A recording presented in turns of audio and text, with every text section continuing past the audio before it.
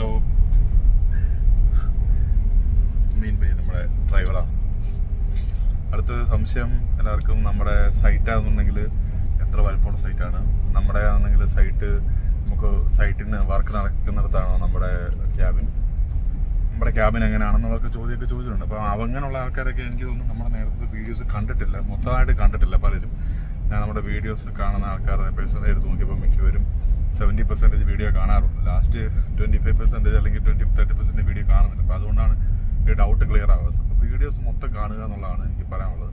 നമ്മൾ നേരത്തെ ചെയ്തിട്ടുണ്ട് ഓൾറെഡി വീഡിയോ. ഞാൻ എങ്കിലും പിന്നെ ഒന്നുകൂടി കാണിച്ചു തരാം.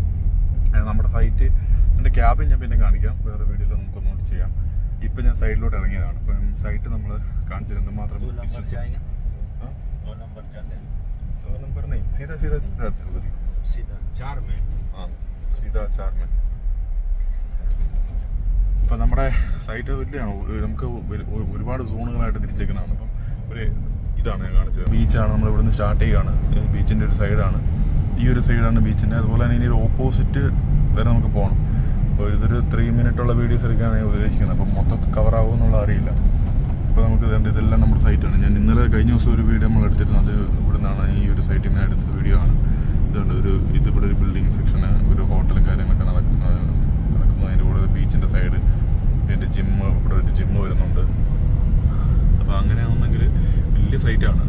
നമുക്ക് എല്ലായിടത്തും ആണെന്നുണ്ടെങ്കിൽ പോകേണ്ടതായിട്ടുണ്ട്. എല്ലായിടത്തും നമുക്ക് മൊത്തത്തിലാണെന്നുണ്ടെങ്കിൽ ഒരു 9 ഫസ്റ്റ് എയ്ഡ് ബോക്സുകൾ ഉണ്ട് ഇതിനകത്ത്, മൊത്തത്തിൽ പല സ്ഥലങ്ങളായിട്ട്. എല്ലായിടത്തും പോയി നമ്മൾ ഫസ്റ്റ് എയ്ഡ് ബോക്സ് ആണെന്നുണ്ടെങ്കിൽ കണ്ടുപിടിക്കണം. ഫസ്റ്റ് എയ്ഡ് കണ്ടുപിടിക്കാനല്ല, ഫസ്റ്റ് എയ്ഡ് ബോക്സ് നമ്മൾ വെച്ചേക്കുന്നിടത്ത് പോയി അപ്ഡേറ്റ് ചെയ്യണം. അതിനകത്താണെന്നുണ്ടെങ്കിൽ എന്തൊക്കെ മെഡിസിൻസ് കുറവുണ്ടോ എന്ന് നോക്കണം, എക്സ്പയറി എന്തെങ്കിലും ഉണ്ടോ എന്ന് നോക്കണം. അതെല്ലാം നമ്മൾ ചെക്ക് ചെയ്യണം. അതുപോലെ തന്നെയുള്ളതാണ് ചോദിച്ച ഒരു കാര്യമാണ്, ഇഞ്ചുറി ഇത്രയും ദൂരെ വന്നു കഴിഞ്ഞാൽ എന്ത് ചെയ്യും എന്നുള്ളത്. അപ്പം നമ്മൾ ഇഞ്ചുറി ആണെന്നുണ്ടെങ്കിൽ ഉണ്ടാകുന്ന സമയത്ത് നമുക്ക് പോയേ പറ്റത്തുള്ളൂ. നമ്മൾ പോയി നമുക്കാണെങ്കിൽ കോൾ വരും. നമുക്കിവിടെ ഒരു ഹോട്ട്ലൈൻ നമ്പറുണ്ട്. എന്തെങ്കിലും ഒരു ഇഞ്ചുറി ഉണ്ടായിക്കഴിഞ്ഞാൽ ആ നമ്പറിലോട്ട് കോൾ വരും. ആ കോൾ വരുന്ന സമയത്ത് തന്നെ നമുക്ക് നമ്മുടെ ഇവിടെ ടൈം കീപ്പർ എന്ന് പറയുന്ന ആളാണ് നമുക്ക് വണ്ടി അറേഞ്ച് ചെയ്യുന്നത്. അപ്പം തന്നെ നമുക്ക് വണ്ടി അറേഞ്ച് ചെയ്യും.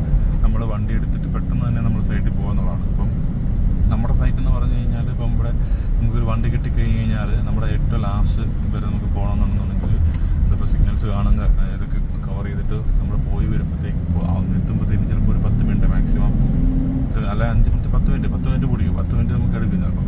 അപ്പം ഇൻ കേസ് ഒരു മേജർ ഇഞ്ചുറി ആണ്, 10 മിനിറ്റ് നമ്മൾ ടൈം എടുക്കുന്നത് തന്നെയാണെങ്കിൽ വളരെ കൂടുതലാണ്.